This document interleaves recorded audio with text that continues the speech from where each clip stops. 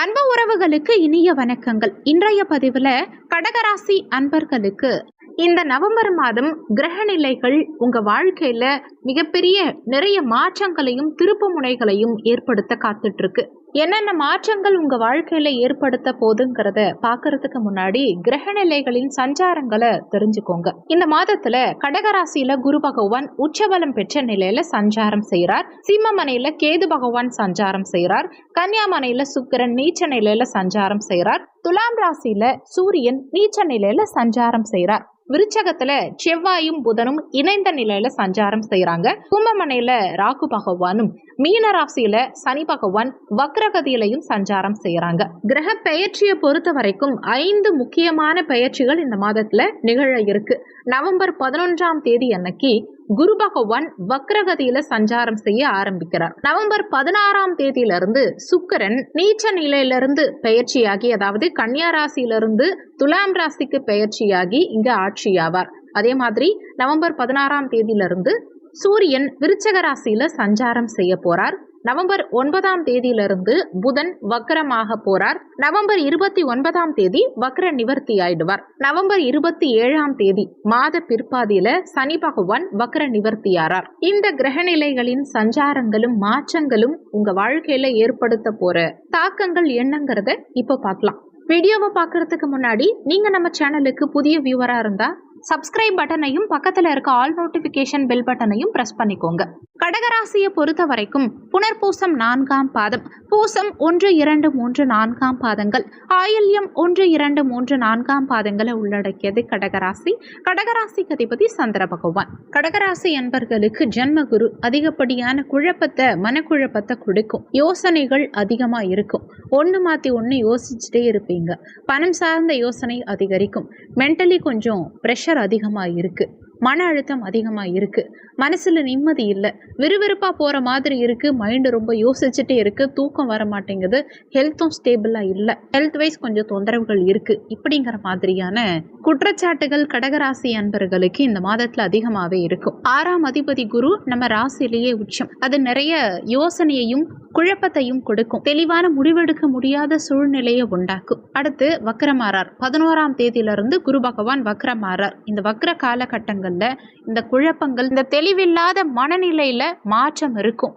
ஒரு மன தெளிவு பிறக்கும். 11ஆம் தேதிக்கு பிறகு மன தெளிவு பிறக்கும். இருந்தாலும் உடல் ஆரோக்கிய ரீதியா ஒரு சில தொந்தரவுகளை ஏற்படுத்தும். ஆனாலுமே உங்க ராசியில குரு வக்ரமாறது ஒரு வகையில நல்லதுதான். 6ஆம் அதிபதியா இருந்து குரு உச்சமாறது குற்றமான அமைப்பா இருந்தாலும் அவர் வக்ரமாறது ஒரு வகையில நல்ல அமைப்பு தான். 2ஆம் இடத்துல கேது பகவான் சஞ்சாரம் செய்கிறார். குடும்பஸ்தானத்துல கேது சஞ்சாரம் செய்கிறது சுமையான அமைப்பு தான். அதுலயும் 2ஆம் இடத்து அதிபதி சூரியன் முதல் 16 நாட்களுக்கு 4ஆம் இடத்துல நீச்ச நிலையில இருப்பார். அதனால குடும்பம் சார்ந்த வகையில கவனமா இருக்கணும். குடும்பத்துல தேவைகள் அதிகரிக்கும். குடும்ப சுமை அதிகரிக்கும். குடும்ப உறுப்பினர்களோட அடிக்கடி வாக்குவாதங்கள் ஏற்படுறதுக்கு வாய்ப்புகள் உண்டு. குடும்ப உறுப்பினர்கள் கிட்ட அனுசரித்து செல்வது நல்லது. பணம் சார்ந்த விஷயங்கள்ல அடிக்கடி கருத்து வேறுபாடுகள், பிரச்சனைகள் ஏற்படலாம். கொடுக்கல் வாங்கல் சார்ந்த விஷயங்கள்ல கவனம் அவசியம் தேவை.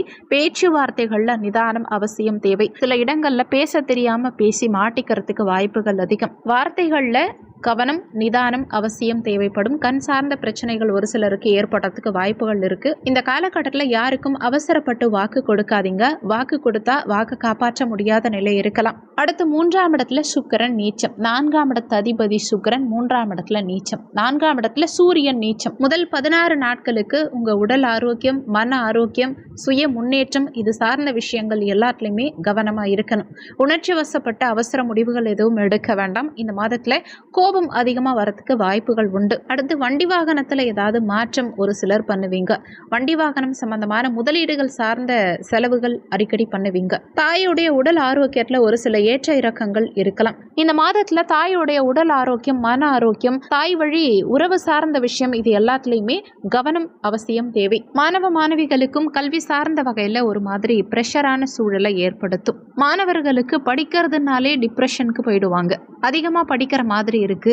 எப்படி படிச்சு முடிக்கிறதுன்னு தெரியல. டாஸ்க் எல்லாம் கொஞ்சம் டஃப்பா இருக்கு அப்படிங்கிற மாதிரியான நிலை இருக்கும். முதல் 16 நாட்களுக்கு மாணவ மாணவிகளுக்கு படிப்பு சார்ந்த விஷயம் கொஞ்சம் சுமாராக தான் இருக்கும். எதையும் பெருசாக எடுத்துக்க வேண்டாம், ஓவரா கற்பனை பண்ணிக்க வேண்டாம், ரிலாக்ஸாக படிக்க பாருங்க, மெடிடேஷன் பண்ணுங்க. குறிப்பாக உங்க உடல் ஆரோக்கியத்தில் கூடுதல் அக்கறை எடுத்துக்கோங்க.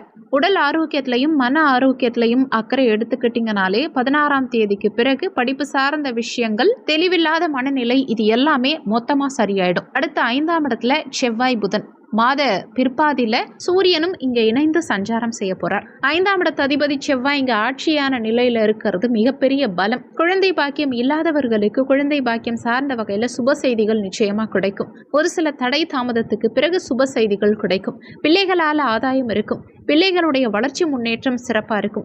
பிள்ளைகளால உங்க பெயர், புகழ், மதிப்பு, மரியாதை, அங்கீகாரம் கூடும். பிள்ளைகளுக்கு சுபவிரய செலவுகள் இந்த மாதத்துல கண்டிப்பா இருக்கும். கல்வி சார்ந்த செலவுகள் இருக்கும். பிள்ளைகளுடைய வயதுக்கு ஏத்த மாதிரி சுப மாற்றம், சுப செலவுகள் இந்த மாதத்துல நிச்சயம் இருக்கும். அடுத்து பூர்வீக சொத்துல இருக்கக்கூடிய வில்லங்கம் பிரச்சனைகளுக்கெல்லாம் ஒரு தீர்வு கிடைக்கும். பூர்வீக சொத்தை அனுபவிப்பீங்க. ஒரு சிலர் பூர்வீக சொத்து வித்து வேற ஏதாவது மாற்றம் பண்றதுக்கு முயற்சி பண்ணுவீங்க. இந்த மாதத்துல குலதெய்வ வழிபாடு, குலதெய்வம் சார்ந்த வகையில ஏதாவது சுபவிரய செலவு இதெல்லாம் ஏற்படுறதுக்கு வாய்ப்புகள் உண்டு. ஒரு சிலர் குடும்பத்தோட குலதெய்வ கோவிலுக்கு போயிட்டு வருவீங்க. ஆனா 5ல செவ்வாய் இருக்கும்போது கோபத்தை சற்று கூடுதலாவே ஏற்படுத்தும். கோபமான உணர்வுகளை கொஞ்சம் தவிர்த்துக்கிறது இந்த காலகட்டத்தில் உங்களுக்கு சிறப்பு. திருமண முயற்சி எடுக்கிறவங்க இந்த மாதத்துல நிச்சயமா பாசிட்டிவான ரிசல்ட் எதிர்பார்க்கலாம். சுப செய்தி நிச்சயம் கிடைக்கும். குருவுடைய பார்வை 7ஆம் இடத்துக்கு கிடைக்குது. அதே மாதிரி 7ஆம் இடத்து அதிபதி சனியும் குருவுடைய பார்வையில வந்துருவார். அதனால திருமண முயற்சிகளை தாராளமா மேற்கொள்ளலாம். 5ஆம் அதிபதியும் ஆட்சியா இருக்க அமைப்புங்கிறதுனால இந்த மாதத்துல தாராளமா சுப செய்தி கிடைக்கும். அடுத்து திருமண வாழ்க்கையை பொறுத்த வரைக்கும் வாழ்க்கை துணை சார்ந்த வகையில இருந்த தடுமாற்றங்கள் எல்லாம் சரியாகும். வாழ்க்கை துணையால ஆதாயம் இருக்கும். வாழ்க்கை துணை உங்களுக்கு சப்போர்ட்டிவா இருப்பாங்க. வாழ்க்கை துணையுடைய உடல் ஆரோக்கியத்துல ஏதாவது பிரச்சனை, தொந்தரவு இருந்தா அதெல்லாம் இப்ப சரியாகும். இருந்தாலுமே சிலருக்கு கருத்து வேறுபாடுகள் கணவன் மனைவிக்குள்ள ஏற்படுறதுக்கு வாய்ப்புகள் இருக்கிறதுனால வார்த்தைகள்ல நிதானத்தை கடைபிடிக்க பாருங்க. மற்றபடி பெரிய அளவுல பிரச்சனைகள் எதுவும் இருக்காது. தொழில், உத்தியோகம், பொருளாதாரத்தை பொறுத்த வரைக்கும் 10ஆம் இடத்து அதிபதி ஆட்சியா இருக்கார் பஞ்சமஸ்தானத்துல.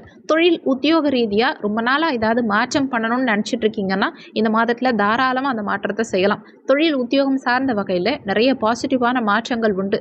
நிறைய பேருக்கு சம்பள உயர்வு, பதவி உயர்வு இதெல்லாம் கிடைக்கும். நீங்க வேலை செய்யற இடமா இருந்தாலும் சரி, தொழில் செய்யற இடமா இருந்தாலும் சரி, உங்களுக்கு கௌரவம் கிடைக்கும். உங்க முயற்சிகள், உங்க செயல்பாடுகள் எல்லாத்துக்கும் பாராட்டுகள் கிடைக்கும். மேலதிகாரிகளால் ஆதாயம் இருக்கும். இந்த மாதம் முற்பாதியை காட்டிலும் பிற்பாதி ரொம்ப சிறப்பாகவே இருக்கும். வேலை, உங்களுடைய பிசினஸ், இது எல்லாத்துலயுமே நல்ல வளர்ச்சி இருக்கும். தொழில், உத்தியோக நிமித்தமா நிறைய பயணங்கள் இந்த மாதத்துல மேற்கொள்வீங்க. அடிக்கடி டிராவல் பண்ணிக்கிட்டே இருக்க வேண்டிய சூழ்நிலை வரலாம். இருந்தாலும் பெரிய அளவுல குற்றமான நிலை எதுவும் இல்லை. தொழில், உத்தியோகம் இந்த மாதத்துல சிறப்பாகவே இருக்கு.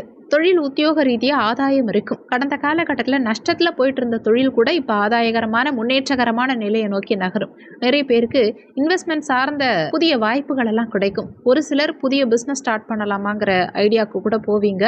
இந்த மாதத்துல சிறிய அளவுல தொழில் பண்றவங்க தாராளமா முயற்சி எடுக்கலாம். வெற்றி நிச்சயம் கிடைக்கும். பொருளாதாரத்தை பொறுத்த வரைக்கும் கடன் சார்ந்த விஷயங்கள்ல கொஞ்சம் நிதானம் அவசியம் தேவைப்படும். கடன் வாங்கணுங்கிற எண்ணம் ஒரு சிலருக்கு அதிகரிக்கும்.